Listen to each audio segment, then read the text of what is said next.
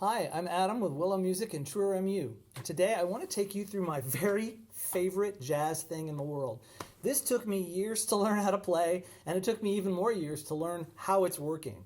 I want to show it to you. It's something you might want to take in and study for a long, long time to get the hang of it, but I'm going to show you how it works so you'll have a bit of a head start. Essentially, it looks like this.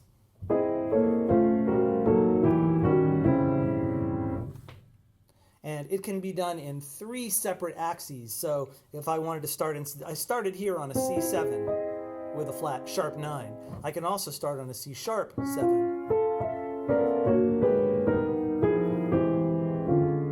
I can also start on a D7.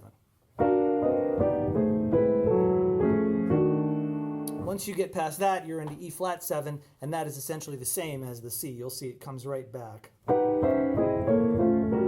So you have 3 versions of this thing. What does it look like? We're going to start back with our C7. It's C, E, A flat, E flat. We start with that, and then we move to B flat, E, A, C sharp. That's it. That's the whole thing. We just move it then down a minor third. And we keep moving it down a minor third. So, here it is in C. Here it is in A. Here it is in F sharp. Here it is in E flat. We've just moved it down minor thirds. Okay, how does this work? Well, you got to break it up into several pieces. First of all, let's look at the left hand. For those of you that are new to this scale, this is the octatonic scale. It's basically composed of 2 diminished chords stacked on one another, and you're playing the notes from the 2 diminished chords.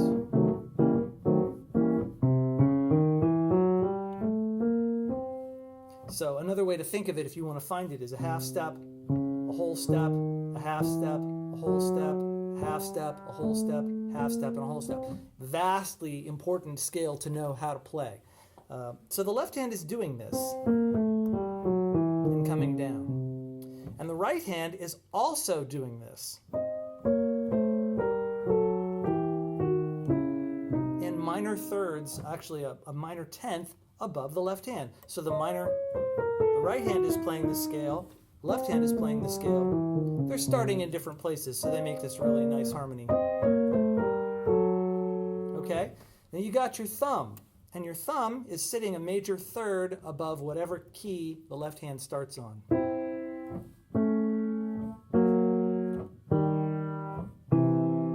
Like that. Now, this major third is actually in this octatonic scale.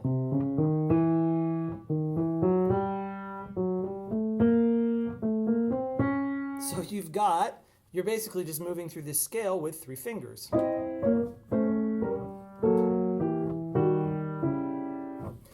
That leaves the 4th note, the 4th finger, this A flat. So we're going from A flat to A in this first movement.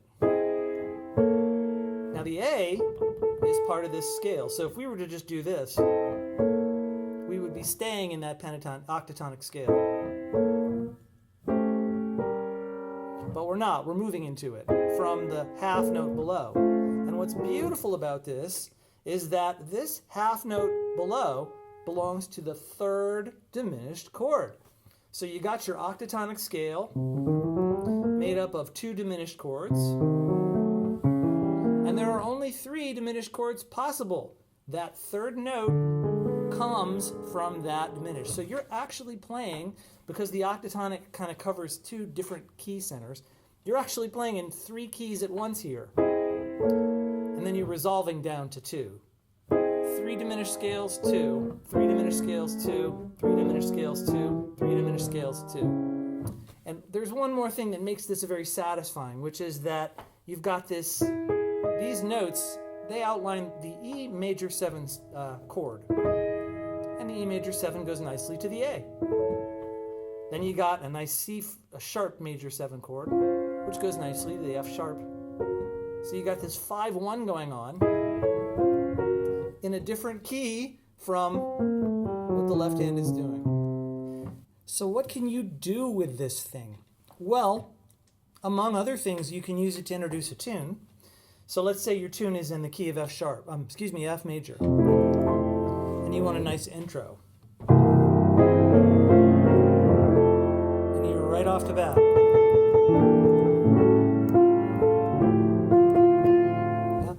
But what's amazing about this lick is that it can resolve to 4 different keys. It's going to resolve to F, D, B, and A flat, the same lick. Watch this. A flat, down to D.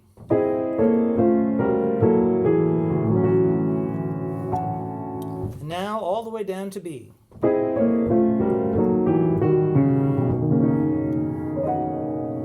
So you get a lot of bang for your buck there. 1 lick, 4 resolutions. It's also good if you're in the middle of a tune and you want to suddenly change keys or modulate, that kind of thing. Of course, if you want to get to the other 8 chords, you have to use the other 2 versions of this lick. But that's pretty nice. Now, if this is a major jazz theory thing here, and I've just tried to break it down for you just because I love it so much, and I wanted to show you how it worked. If you're feeling overwhelmed and you'd like to go back to the beginning, we think Truer MU is the best place to start. We'll start you at the very beginning of jazz studies, and we'll take you through it in a really nice way so that you can go anywhere you want and study anything you want. We'll see you there. Thank you.